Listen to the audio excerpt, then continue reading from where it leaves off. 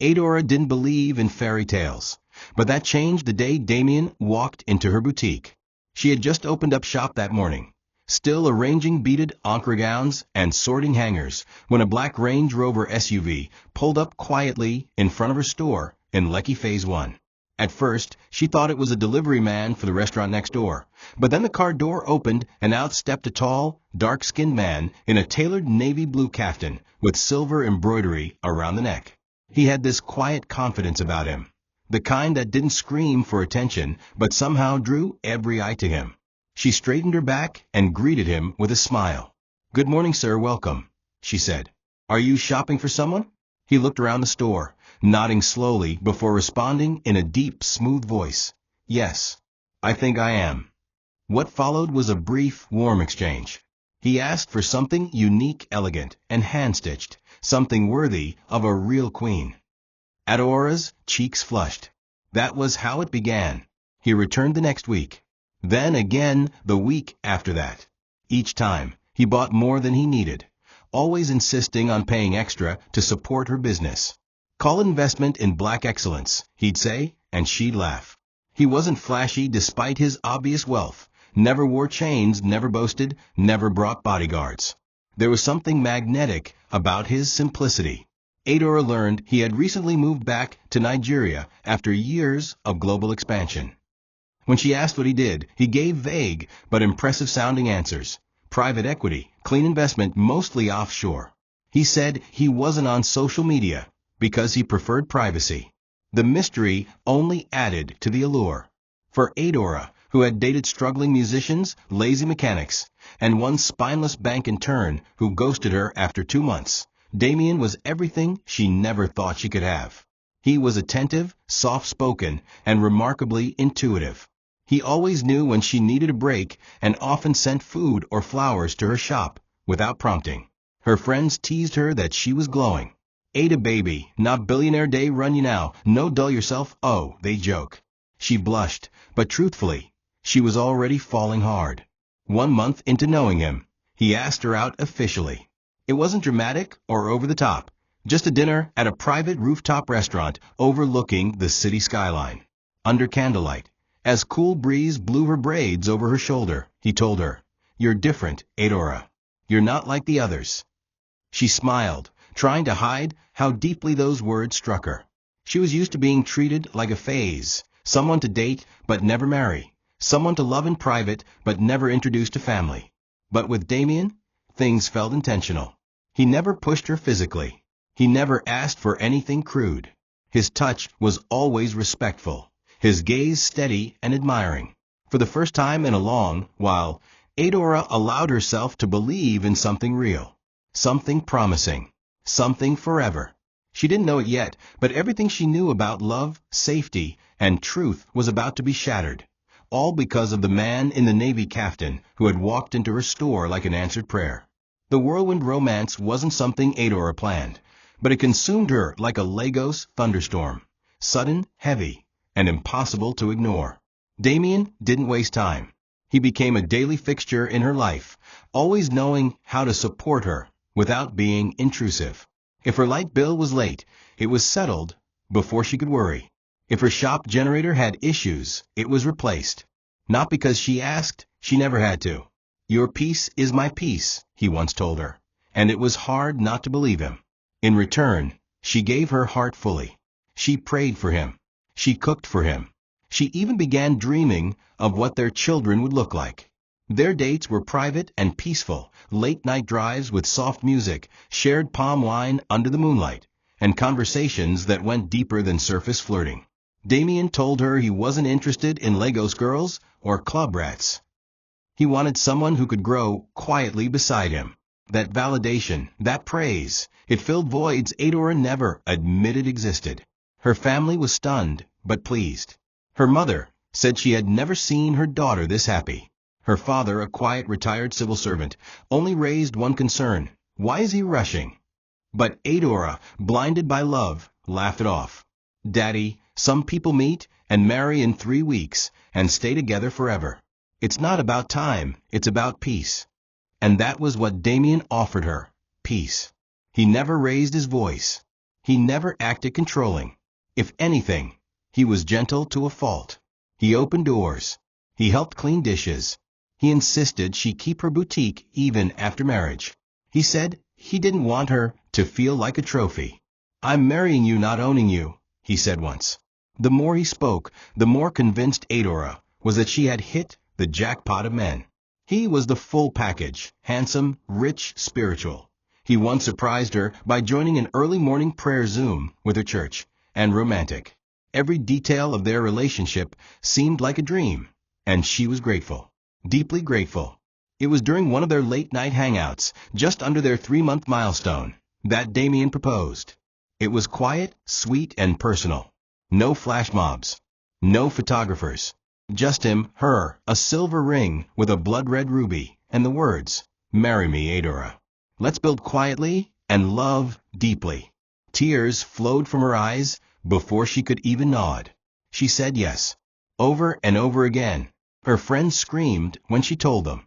The group chat exploded. Her aunties were already pricing Gelly and Aso Ebi styles. The next day, he transferred 10 million naira to her boutique account. "For the wedding dress and anything you want. I want this to be stress-free for you," he said. It was unbelievable. Adora walked on clouds. She thanked God constantly. She told anyone who cared to listen that she was about to marry the kindest, most perfect man in Lagos. But perfection, as she was about to discover, has layers. And some of them are soaked in blood.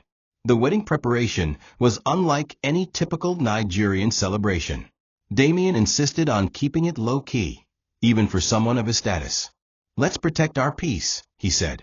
"Let it just be you, your parents, and a few close relatives." Adora agreed without hesitation. She wasn't the type to crave a crowd. In fact, his calm attitude helped ease the pressure she felt. No bridal shower. No loud bachelor's night. No engagement party. Just 2 souls, 2 families, and a peaceful union. When friends asked why they couldn't come, she smiled and said, "He's a private person." The truth? Even she didn't know much about his own family. She had never met them. She had never spoken to them on the phone. Each time she asked, he'd say something like, "My people are complicated," or "They're scattered across the world. I'll introduce you after the wedding." She trusted him.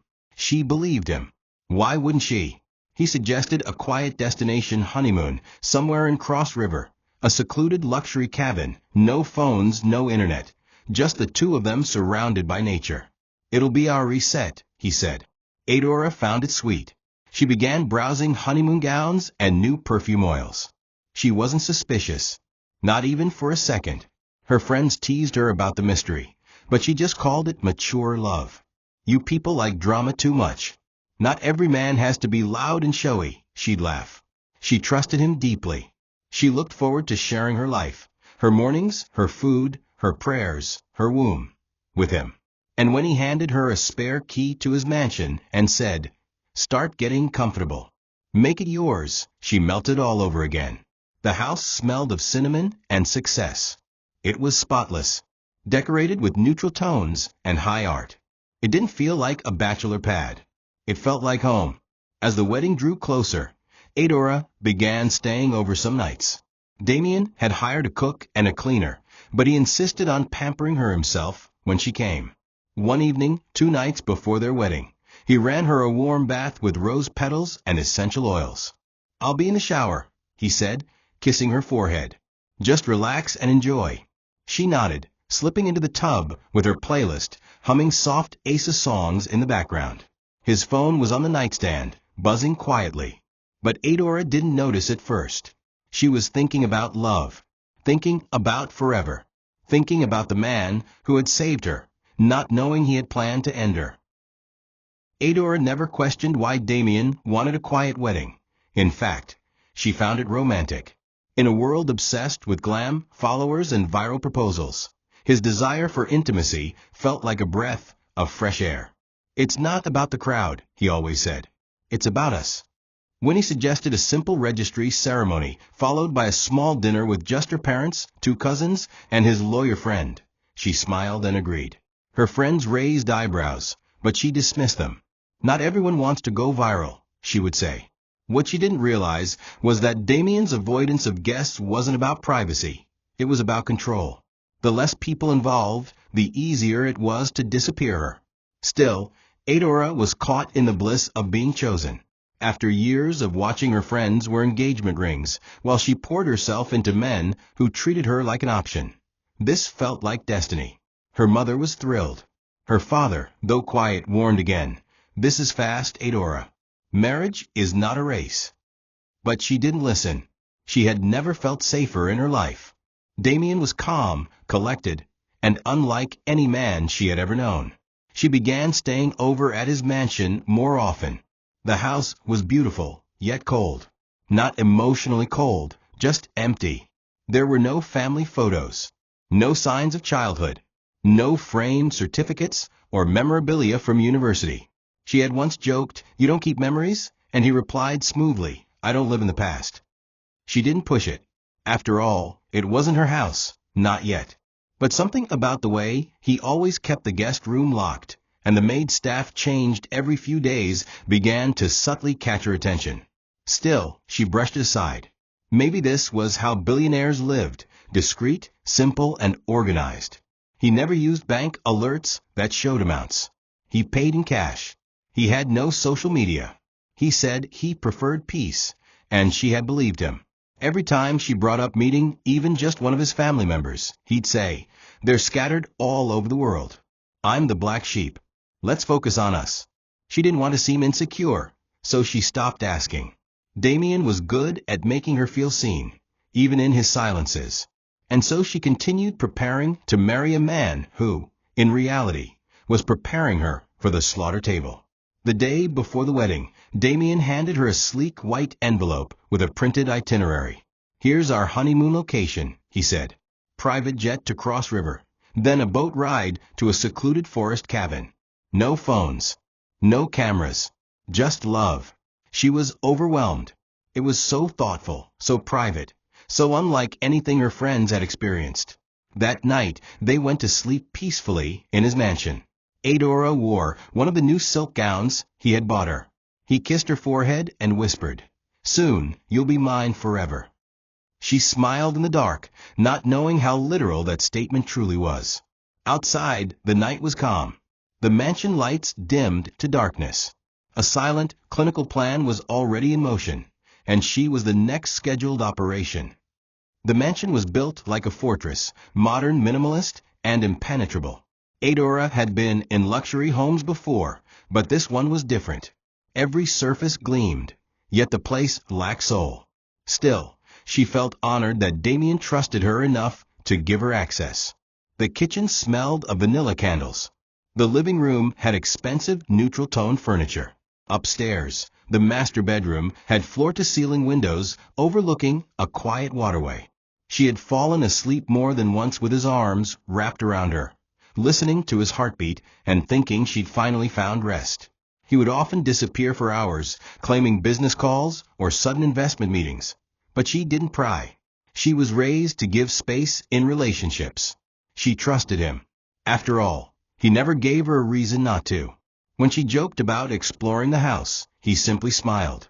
"Anywhere but the guest wing. There's nothing but storage and dust," he'd say. Adora laughed. "I'm not Snoopy," she'd reply. The truth was, she wasn't. She never once suspected that the man she loved was leading her straight into a curated death. During the last night before the wedding, Damien insisted she stay over. It's tradition in some cultures for the couple to spend the night in spiritual alignment, he said with a soft smile. It sounded profound, so Adora agreed. He was gentle with her that evening, lit candles, played soft high-life music, and even cooked her a light dinner. "I want our souls to settle," he told her. "Our new life is about to begin." She ate quietly, appreciating the intimacy. That night, he asked her to try the bath oils he had imported from Morocco. She smiled, grateful for his effort. "You spoil me too much," she said as he handed her a fluffy white robe. "It's not spoiling," he replied. "It's honoring." She stepped into the warm, rose-scented bath, feeling like a queen. Meanwhile, he excused himself to shower in the other bathroom. She played music from her phone and soaked in the silence, feeling grateful. That was when she heard it, the low hum of a phone buzzing repeatedly on the nightstand. She wasn't a nosy woman. In fact, she hated women who checked their partners' phones. But something, perhaps divine intervention, told her to look. She leaned out of the tub, dripping slightly, and reached for his iPhone. It buzzed again. This time the notification lit up. She wasn't ready for what she saw. Make sure the body is clean. Kidneys and liver. I'll arrive immediately after the sedation. Her hand froze. Her blood ran cold. The sender's name? Dr. Leonard. Confused, she unlocked the phone. He didn't use Face ID or fingerprint lock. It opened instantly. What she found next shattered everything she thought she knew about Damien. The chat was filled with graphic images of sedated women, some in bloodstained beds, descriptions of body parts, transaction receipts, notes like her liver came out clean or face disfigured. Next time avoid bruising. The horror was too real. Her breath caught in her throat. And just then, she heard the water stop in the shower. Damien was coming. The phone was still in her hand. She was trapped. The seconds that followed felt like eternity. Adeora's hands trembled as she dropped the phone back onto the bed, not bothering to lock it. Her mind was spinning. Her breath was shallow. The man she was supposed to marry in 48 hours had messages about her body and sedation in his phone, complete with photos of women who might have once believed the same lies she had. She couldn't believe it. Her mind tried to rationalize. Maybe it's a prank. Maybe it's someone else's phone. Maybe he's being framed. But no matter how hard she tried to lie to herself, the truth stared back, bloody, clinical, and organized. Damien wasn't just secretive. He was dangerous. A predator with money, strategy, and access. The man she thought was her escape from heartbreak was death dressed in Dior. Damien walked into the room, towel wrapped around his waist, wiping his face. "Hope the bath is treating you well?" he asked casually. Adora looked up and forced a tight smile. "Perfect. Just what I needed," she lied, her voice trembling ever so slightly. She prayed he didn't notice her shaking hands beneath the bubbles. He stepped forward and kissed her forehead. "Tomorrow," he whispered, "we become one. I've waited so long for this." She nodded weakly. Her heart pounded so loudly she thought it would betray her. He slipped into bed and pulled the duvet over himself, snuggling close. Adora stayed in the tub longer than needed, pretending to relax. Her mind was already plotting. I need to leave. I need to run. But how? Where? She had no plan. No proof. Just a few screenshots she managed to snap and email to herself. But something told her, if she stayed till the wedding, she'd never be seen again. At 2:13 a.m., she made her move. Dressed in a t-shirt and leggings, she stuffed her essentials into a small bag. She tiptoed through the hallway, every creak of the tile sending a jolt through her chest. Damien was asleep, or so she hoped. The house was eerily silent. She bypassed the locked guest wing, ignored the glowing security cameras, and found the back kitchen exit. She disabled the alarm using the code he once boasted she was special enough to know. And then she was gone, barefoot, breathless, and broken. She didn't even take her engagement ring. She just ran into the humid Lagos night, into the unknown, into a world where no one would believe that the sweet, quiet man she loved had planned to cut her open and sell her piece by piece. The streets of Lekki felt different at night, too quiet, too long, too lonely. Adora ran until her legs gave way, barefoot and breathless, the soft sounds of the sleeping city mocking her. She didn't know where she was going. All she knew was she couldn't stay. Her phone battery was at 11%, but she didn't stop to charge or call anyone. Who would believe her anyway? "My billionaire fiancé wants to harvest my organs," sounded like the ranting of a mad woman. And yet the bloodied photos, the grotesque message threads, and the eerie calm in Damien's house were all real. Every step she took deeper into the night reminded her that her life had been planned out by a predator who kissed her forehead as he planned her death. When she finally stopped running, she was in front of an old security man's kiosk by a junction. The old man startled as she approached. "A beg, sir, I just need to charge my phone for small minutes," she whispered. He looked at her, confused and wary, but nodded slowly and handed her a power bank. As her phone flickered to life, she scrolled quickly to the screenshots she had sent to her email. Relief, they were there. The chat between Damien and Dr. Leonard, time-stamped. The horrifying photos of drugged women. The chilling words, new target confirmed. Post-wedding is better, minimal resistance. We can harvest kidneys, corneas, liver. She's clean. Adora almost vomited reading it again. Her hands trembled as she typed out a long email with attachments and sent it to herself again, just in case. Then she called her elder cousin, Uchenna, a nurse who lived on the mainland. Please don't ask questions, she said, voice shaking. I need to stay with you for a while. Within 20 minutes, Uchenna sent her bolt fare and location. The cab driver looked at her strangely when she entered. Wild hair, no shoes, eyes bloodshot with exhaustion. Rough night, madam? He asked. She just nodded and looked out the window. The entire ride, she didn't blink. Her reflection stared back at her from the glass. A woman who had walked to the edge of death and lived. Back at Damien's mansion, morning came slowly. He yawned and stretched, his arms brushing the empty side of the bed. At first, he assumed she had gone to use the bathroom.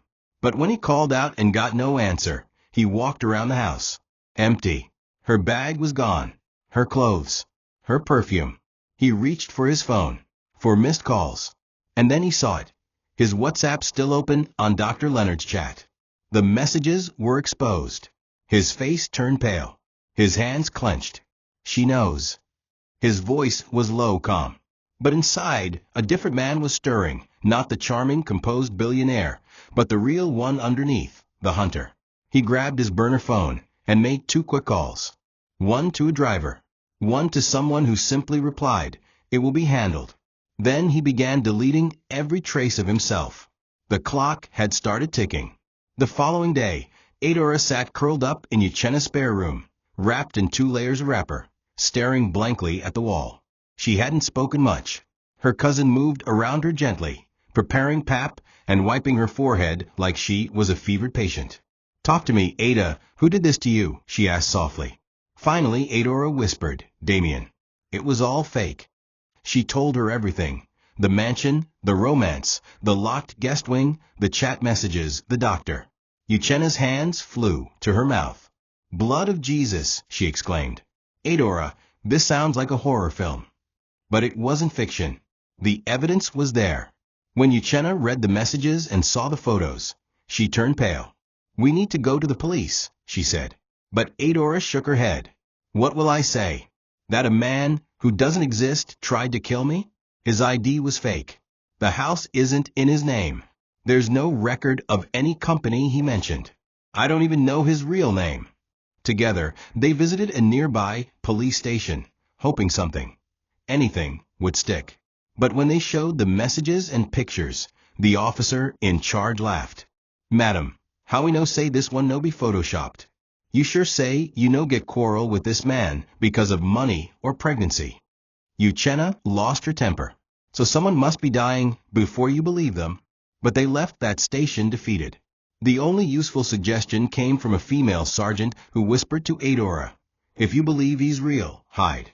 Change name. Change phone. Don't let him trace you." That was what she did. With Uchenna's help, Adora relocated to Abuja under a different identity. She stopped using social media, closed her boutique, and deleted her bank accounts. Uchenna helped her get a small apartment and a remote customer care job. Adora was no longer the bride-to-be. She was now a shadow, a survivor, a woman living on borrowed time. But silence didn't mean safety. A week later, Adeora's father received an envelope at his gate. No name, no address. Inside was a photograph of Adora and Damien taken at a restaurant, one that had never been posted online. Attached was a note. "Bring her home or bury her." There was no number, no trace. The fear returned like a flood. Her father didn't tell Adora at first. He didn't want to scare her. But one day, while on a video call, she noticed his eyes were red. "Daddy, what is it?" she asked. He hesitated, then showed her the envelope. Adora nearly fainted. "He's watching," she whispered. "He knows where I am." That night, she didn't sleep. Her past, the man she once called her soulmate, was still hunting her. And she didn't know how long she had before he found her again. In the quiet apartment in Abuja, Adora began to rebuild her life in fragments. She didn't trust people easily. Even in her new workplace, a remote customer support firm, she kept to herself, wore plain clothes, and never gave out personal details. Trauma had reshaped her. She no longer spoke of love, no longer smiled for long. But something inside her refused to stay broken. She joined a small church group, started journaling again, and occasionally dreamed of telling her story one day. Yet every time she closed her eyes, she still saw Damien, towel on waist, smile on lips, death in his eyes. She never forgot the moment he came out of the shower that night and kissed her like nothing was wrong, while his phone lay open with evidence of murder. That memory haunted her like a ghost, and pushed her to keep going. She knew one day he might return. She just didn't know when. That day came sooner than she expected. It was an ordinary Friday in Abuja. The office was buzzing with laughter. A new batch of interns had just arrived. Young, excited, bubbly. Adora barely paid attention until her eyes caught one particular girl named Chioma. She was stunning, light-skinned, playful, full of life. And then, during break, Adora watched as Chioma ran outside and into the arms of a tall man who pulled up in a black SUV. The man stepped out, wore sunglasses, smiled like a prince, and Adora's blood turned to ice. It was him, Damien, here, in Abuja, under a new name, new disguise. But same man. Her vision blurred. Her heartbeat stopped. She ducked behind the window blind, shaking. Her boss asked, "Are you okay?" She nodded, but she wasn't. Not even close. Damien had found his next target, and she was working in the same building. That night, Adora couldn't sleep. She paced, prayed, cried. She couldn't let this happen again. But she also couldn't walk up to Chioma and say, "The man you're dating harvests organs." No one would believe her, not without proof. Still, something in her stirred. She had escaped, but someone else might not. She had a choice, run again or fight. Slowly, she began watching, studying. She took photos, notes. Chioma mentioned Damien wanted to take her away for a honeymoon preview. Same pattern, same lies. Adora knew the script. And this time, she wasn't going to be the victim. Not again.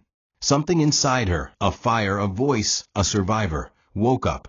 If she couldn't get justice for herself, she would get it for the next girl. For Chioma. For all the other women whose photos were buried in that phone. The hunt had begun. The weight of survival never truly left Adora. Even after months of hiding and changing identities, her body still reacted like prey, alert to footsteps, eyes scanning rooms for exits, her heart racing at the sound of unfamiliar engines. That Friday evening, when she saw Damien in Abuja, all the old fear returned like an unforgiving flood. She had escaped once narrowly, but this felt different, more dangerous, more calculated. Damien had changed his name, but not his strategy. And now he was working the same pattern on someone else. Adora's instincts screamed to run again, but her conscience rooted her feet. She couldn't let Chioma walk into that cabin like she almost did. She had no idea how to stop him, but she knew this. Silence had almost cost her life, and it wouldn't be her companion this time. She needed to act, even if it meant risking everything. That night, she called Uchenna, whispering like someone on the run again. "He's here. He's doing it again," she said. Uchenna's silence on the other end was telling. "Are you sure?" she asked softly. "I saw him with my eyes," Adora snapped. Same face, new name, new girl. She explained everything. How Chioma looked just like her. How Damien arrived in the same black SUV. How the girl mentioned a secret getaway. "It's the same script, Uche," she said. "He's going to kill her." Uchenna's voice trembled. "Then we must stop him." But how? The police had failed her once. Reporting without fresh evidence would go nowhere. They'd call it jealousy. Or worse, delusion. But Adora had learned to document. She still had the screenshots. She had sent them to multiple backup emails. She had even kept a burner phone with duplicates. This time, she wasn't just a victim. She was prepared. The next day, she began following Chioma, carefully, silently. She watched as Damien picked her up after work. They went for dinners, weekend stays, spa trips. The man was grooming her, just like he had done with her. And Chioma was drinking it all in, unaware that she was falling in love with a man who viewed her as meat. Adora couldn't confront her directly. Not yet. She needed something tangible, something undeniable. So, she waited, watched, recorded. She memorized Damien's new plate number, tracked Chioma's mood swings, and noted the new things she began wearing: expensive jewelry, perfumes, an iPhone 15 Pro she never had before. Then, one evening, Chioma mentioned it. Damien's taking me to a private cabin after next week. Says it's a bonding trip before engagement. Adora's stomach turned. The timing, the secrecy, the location. It was exactly like hers. Now it was confirmed. Chioma was scheduled for the same death ritual Adora had narrowly escaped. Only this time, the story would end differently. Damien's strength had always been his erasure. The way he moved like vapor, leaving no fingerprints, no social trace, no digital identity that could be pinned to him. When Adora first reported him, they couldn't find anything. His business wasn't registered. His mansion was leased under a front company. His number couldn't be traced. His passport photo wasn't real. He existed like a myth, present yet untouchable. But what Damien didn't know was that victims remember patterns. And Adora had remembered everything: his speech, his tone, his movements, even the phrases he used to convince. So when she spoke to Chioma carefully one afternoon during lunch break, she didn't accuse, she described. Does he say things like, "Let's build quietly"? Does he avoid talking about family? Does he always use cash? Chioma blinked. How did you know that? Adora smiled sadly. Because I almost died for loving him. At first, Chioma thought Adora was crazy. She laughed it off and told her not to be paranoid. But then Adora brought out her old phone, the one with the screenshots, the messages, the photos, the bloody bed sheets, the doctor's chat. And Chioma stopped laughing. Her hands trembled as she scrolled through. This can't be real, she whispered. That's him, but his name is Kalechi now. Adora nodded. He changes names like clothes. But it's the same man. Chioma covered her mouth. Her eyes filled with tears. He said he loved me, she whispered. He told me we were getting married. Adora placed a firm hand on her shoulder. That's what he said to me too. They sat in silence for a moment, both women connected by trauma, both clinging to the edge of sanity. Then Adora said the words that changed everything. We can stop him, but we need to act fast. Together, they contacted the one person Adora believed wouldn't turn them away, Sergeant Amina, the quiet female officer who once whispered, "If he's real, hide." This time, she didn't dismiss them. When she saw the screenshots, she stiffened. "You girls have no idea how deep this kind of thing goes," she said. "But I'll help you. We'll do it quietly." Amina contacted her superior and looped in a small team of anti-trafficking officers. They would stage a sting. Chioma would go ahead with the honeymoon. The police would track them, record everything, and catch Damien in the act, red-handed. Adora was terrified. So was Chioma. But both had crossed the line between fear and fire. They would not go quietly into the night. This time, the hunter would be the hunted. While Adora coordinated the sting operation with the police, and Chioma rehearsed her fake trust, trouble brewed elsewhere. In Enugu, Adeora's parents, still recovering from the shock of their daughter's escape, received another envelope. This one had a photo of Adora in Abuja, walking into her office building. The note read, "She didn't listen. Now she has 7 days." There was no number, no fingerprints, just fear sealed and delivered. Her father fell to the ground in prayer. Her mother cried for hours. They had thought it was over, that the danger had passed. But now it was clear, the devil hadn't given up. He had just changed his route. Uchenna called Adora immediately. "Do you want to back out?" she asked. Adora was quiet for a long time, then whispered, "No. He already tried to kill me once." I won't let him do it to someone else. That night, she prayed like she had never prayed before. Chioma, meanwhile, was playing her part well. She continued smiling during dates, responding to messages with heart emojis, and pretending to be excited for the special getaway. Damien was pleased. "You're different," he told her one evening. "You're my favorite so far." That sentence alone made her stomach twist. But she smiled through it. She asked him casual questions. "Will we be alone? Is there a phone signal?" And every answer matched exactly what Adora had once been told. No phone. No signal. Just them. The final test came when Damien handed her a plane ticket and said, "Pack light. We'll leave by Friday." That night, Chioma called Adora. "It's happening," she said. "This is it." Adora, on her end, was already working with Amina to arrange the cabin surveillance. Microphones. Hidden cameras. Medical team on standby. If this went well, they wouldn't just catch Damien. They'd expose the doctor too. But nothing about this was simple. Damien was smart. He was careful. Any slip could lead to death. And if he even suspected that Chioma was faking, the plan would crumble. So Adora wrote Chioma a letter, handwritten, soaked in tears, and gave it to her the night before she left. "Just in case," she said. "If something goes wrong, give this to the police." Inside the letter, Adora confessed everything: the engagement, the mansion, the near-death experience, the hidden messages. She signed it with a line that read, "If I don't make it, tell the world who he really is." Chioma cried holding that letter, not just because of what it said, but because she knew what it cost to write it.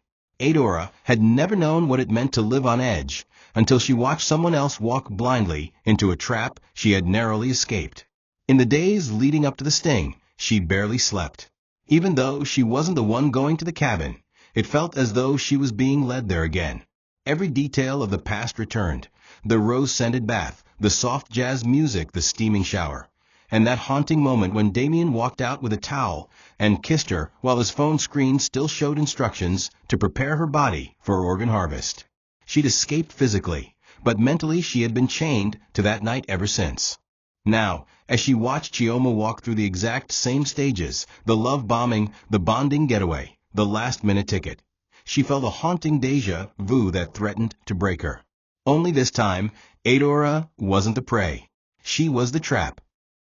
Her new life in Abuja had initially given her a false sense of peace.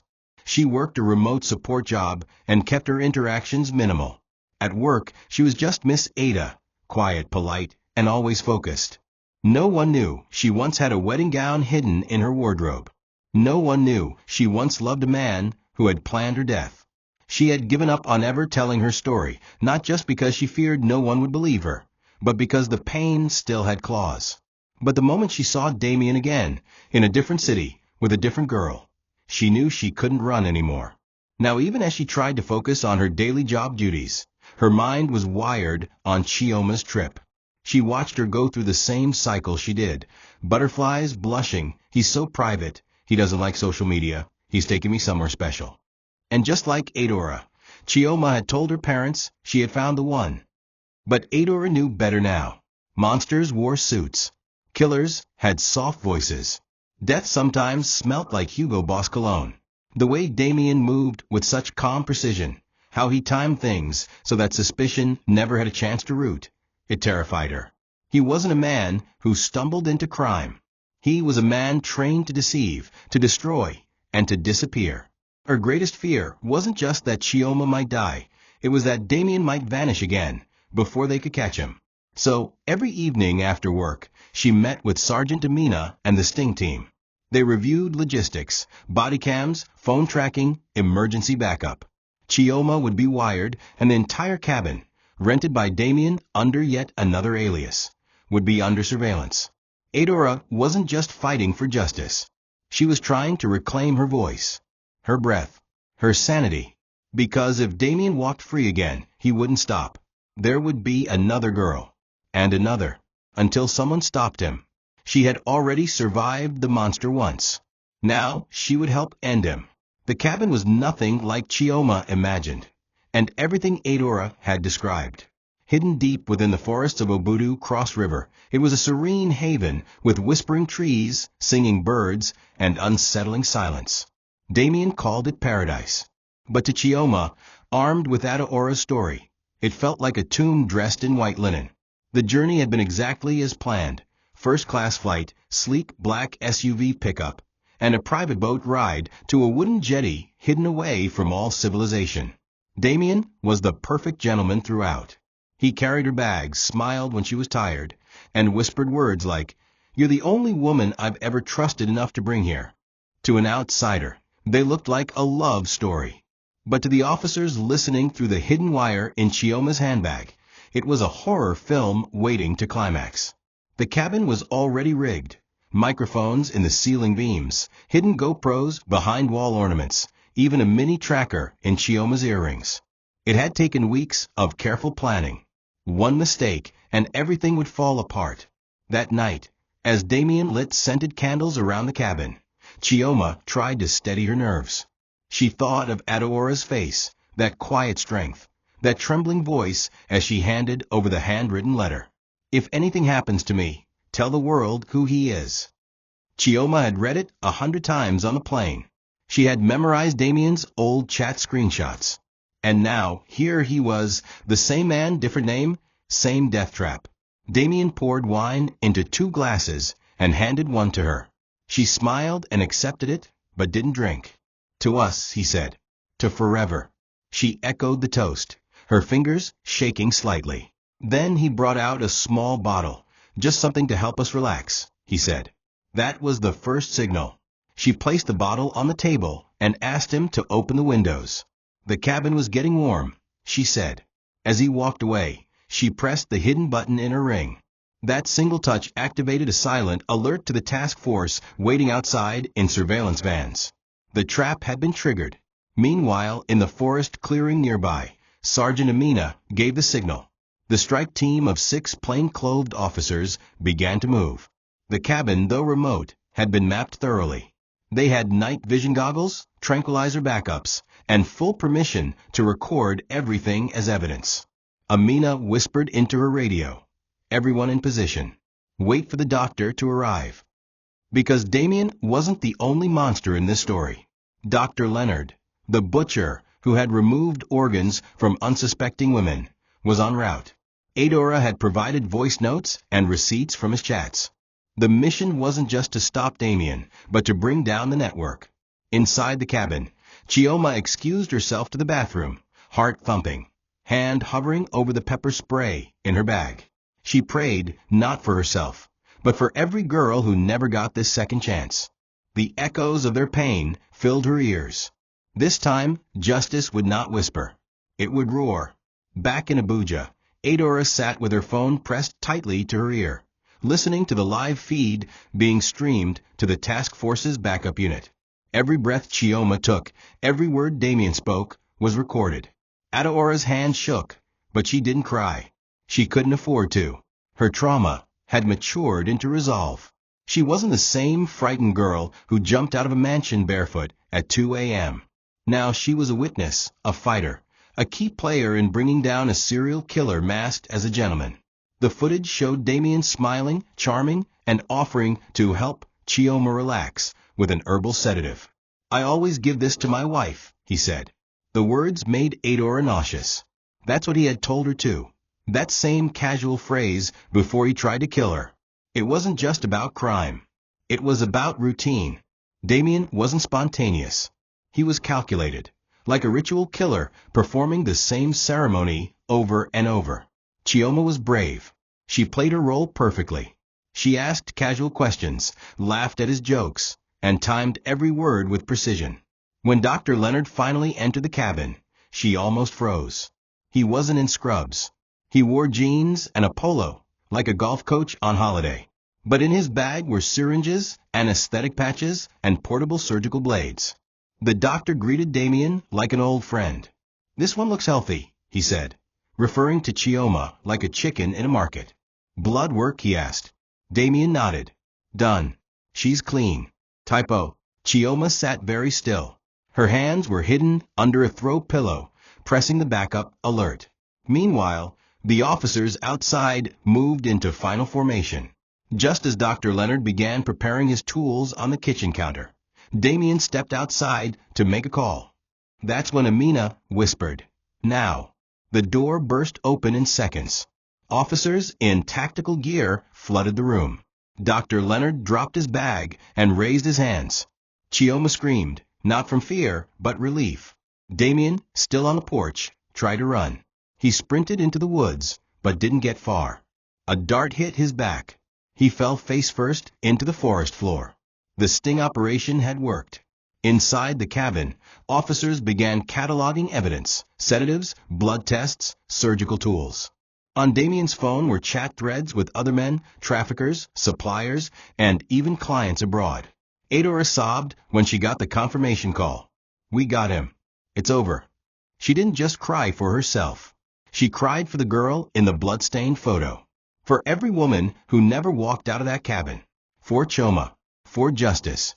And for the first time in nearly a year, her tears weren't from fear, they were from victory. In the days following the sting, Abuja was on fire, not with panic, but with silent, calculated activity from the anti-trafficking task force. Sergeant Amina led multiple briefings, pushing for swift prosecution, knowing full well that men like Damien didn't just rely on money, they relied on silence. Damien was in custody, but his lawyers, real and fake, had begun crawling out from the cracks. Within 24 hours of his arrest, 6 high-ranking individuals had called to inquire about his case. 2 officers had already been offered bribes, subtle, coded in words like "thank you for your service," and "just for appreciation." Amina, to her credit, documented every interaction. She wasn't surprised. This wasn't just about one man, it was about a network. Damien was merely a golden face at the center of a web spun over years, and now that web was shaking. Adora watched this unfold from a distance, seated in the observation room of the task force's operations center, eyes locked on the screen showing Damien in a cell, smiling like nothing had happened. Chioma had been relocated to a safe house, surrounded by plain-clothed female officers. She was traumatized, but safe. Adora had visited her just once, and the 2 women embraced for nearly 10 minutes without speaking. They were now bonded for life, not by tragedy alone, but by survival. "You saved me," Chioma whispered. Adora shook her head. "You saved yourself. I just gave you the truth." They both knew the fight wasn't over. Damien had been caught in the act, yes. Dr. Leonard too. But the system was still vulnerable. And evidence, though damning, could still disappear if mishandled. Adora knew one thing for certain.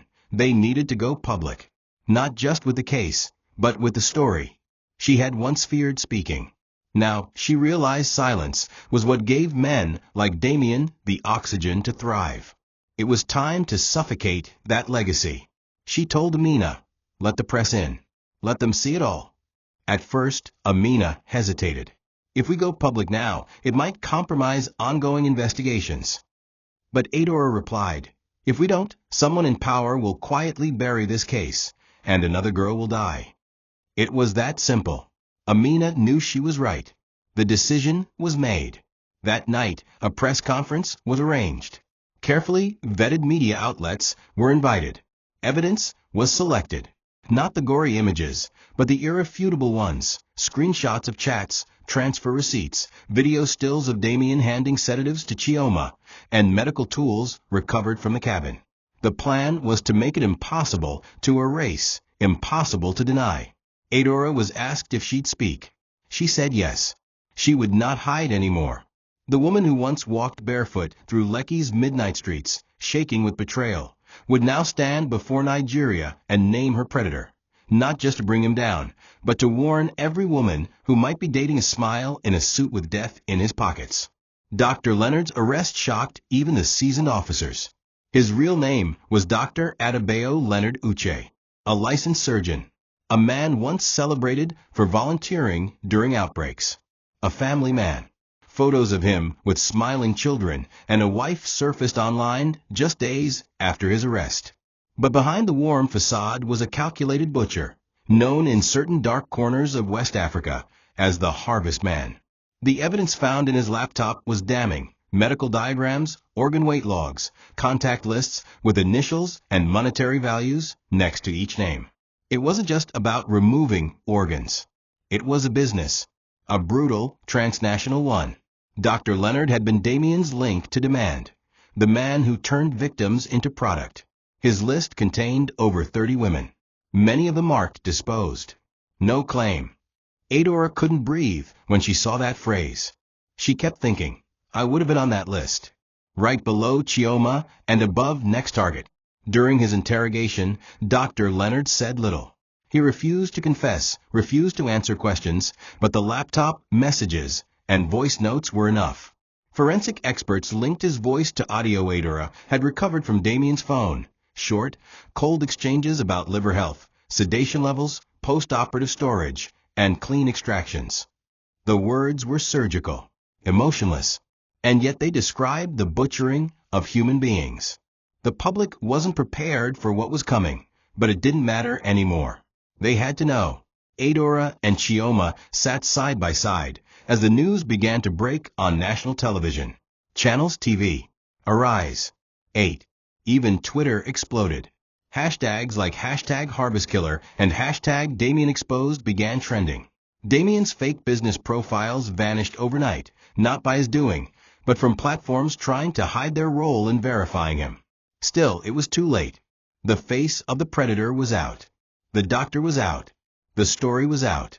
The impact was immediate. Several women came forward, some from Port Harcourt, some from Calabar, and even 2 from Ghana. They told eerily similar stories. Whirlwind romance, lavish gifts, private wedding plans, remote honeymoon destination. But they had either backed out last minute or something had gone wrong in Damien's timeline. One girl recalled being dumped without explanation after falling sick. I was lucky, she said during an interview. My malaria probably saved my life. Adora listened to them speak and cried quietly.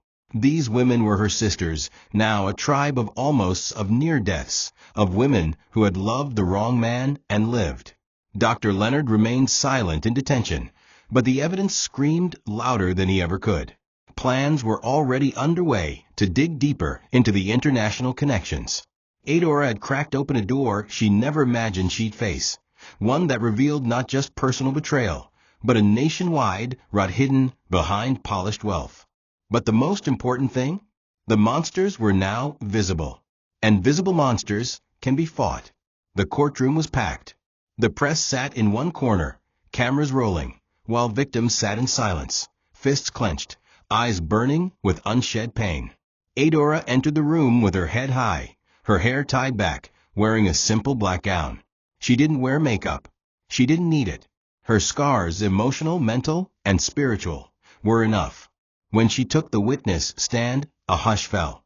The judge, a stern woman with gray hair and steel-rimmed glasses, asked her to proceed. Adora breathed in deeply. Then, with trembling fingers, she reached into her purse and pulled out the very letter she had once given to Chioma, the one she wrote in case she never survived. I want to read this, she said. The judge nodded. And so she read, her voice steady but raw. I was supposed to die in a luxury cabin in Cross River. I was supposed to wake up with missing organs and no goodbye. But I lived. And I'm here to speak for every woman who didn't. Her words cracked the courtroom open. Even journalists blinked hard. Some of the jurors lowered their eyes. Damien, seated in the dock, wore a white kaftan and a blank expression. But for the first time, he looked small. Not because of chains, but because his power had evaporated. The room was no longer his playground. It belonged to Adora now, to the girls he ghosted, to the families who never buried their daughters. As she continued her statement, she didn't exaggerate. She simply told the truth. How he charmed her, lied to her, proposed marriage, then planned to murder her for profit. When she was done, she folded the letter, looked at Damien directly, and said, You kissed me the night before you planned to butcher me. May God judge you as I cannot. Damien didn't flinch, but the audience did. Outside the courtroom, social media boiled over. News anchors replayed her statement. Advocacy groups rallied. The Minister of Women Affairs called for a national review of organ trafficking laws. International bodies took interest. What began as a girl checking her fiancé's phone had exploded into a global conversation. And Adora? She walked out of the courtroom into a new life.